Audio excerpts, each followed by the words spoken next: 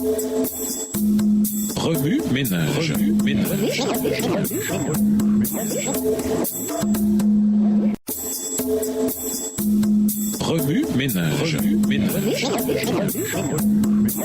Bienvenue dans votre émission Remue ménage. Nous voilà un son de lundi, interprété Obéissance et sanctification. Salomon, la personne la plus sage qui ait jamais vécu, a dit que l'observation des 10 commandements est le devoir de tout homme. Ecclésiaste 12, verset 15. De cette déclaration, on peut raisonnablement conclure que tout ce que Dieu exige de ses enfants se trouve dans le cadre des 10 commandements. La justesse ou la fausseté de tout acte est jugée par la loi de Dieu, qui est une expression de sa justice. Le psalmiste décrit cette loi comme étant sans limite. Psaume 119, verset 96. Puisque les lois ou les commandements sont donnés pour qu'on y obéisse, logiquement et théologiquement, ça signifie que l'obéissance est le devoir tout entier de l'homme. L'apôtre Paul a écrit « Voici quelle est la volonté de Dieu, c'est que vous soyez saints. » 1 Thessaloniciens 4, le verset 3. Il a aussi écrit que Jésus s'est donné lui-même pour l'Église afin de la sanctifier après l'avoir purifiée. Éphésiens 5, le verset 26 dans la version Semeur. Cette sanctification et cette purification ont pour objectif de faire paraître devant lui cette Église glorieuse, sans tache ni ride, ni rien de semblable, mais sainte et sans défaut. Éphésiens 5, le verset 27 dans la version Semeur. C'était la condition des animaux offerts à Dieu dans le système du sanctuaire de l'Ancien Testament. Lévitique 1, les versets 3 et 10. C'était l'état indispensable du sacrifice ultime. 1 Pierre 1, verset 19. Et ce sera l'état des rachetés. Apocalypse 14, verset 5.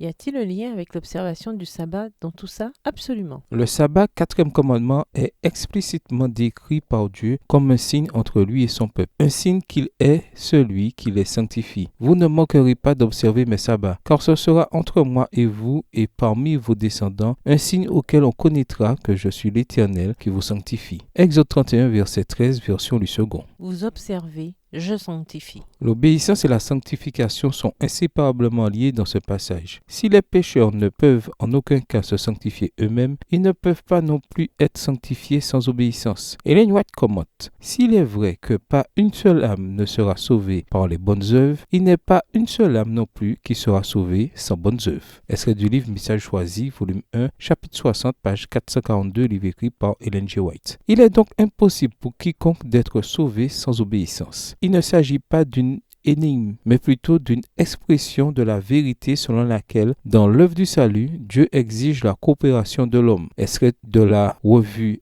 Advent Review and Sabbath Herald, 30 octobre 1888, section 3, écrit par Ellen G. White. Cette vérité est magnifiquement exprimée dans le verset le plus précieux de la Bible, car Dieu a tellement aimé le monde qu'il a donné la part de Dieu, son Fils unique, afin que quiconque croit en lui, la part du pécheur, ne soit pas perdu, mais qu'il ait la vie éternelle. Jean 3, verset 16. La véritable observation du sabbat reconnaît le lien indéfectible entre l'obéissance et la sanctification. C'est Dieu qui sanctifie. Oui, il a une condition non négociable pour cette sanctification, l'obéissance. Oui, ménage, après avoir regardé votre texte écrit et annoté, quels éclairages particuliers vos notes semblent-elles indiquer dans l'ensemble? Quelles questions émergent après l'étude de ce passage? Quelle partie du passage trouvez-vous difficile? Quels autres principes et conclusions découvrez-vous? À part le sabbat, que sommes-nous appelés à sanctifier?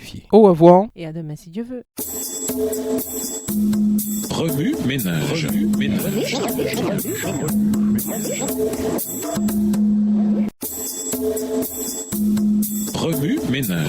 ménage.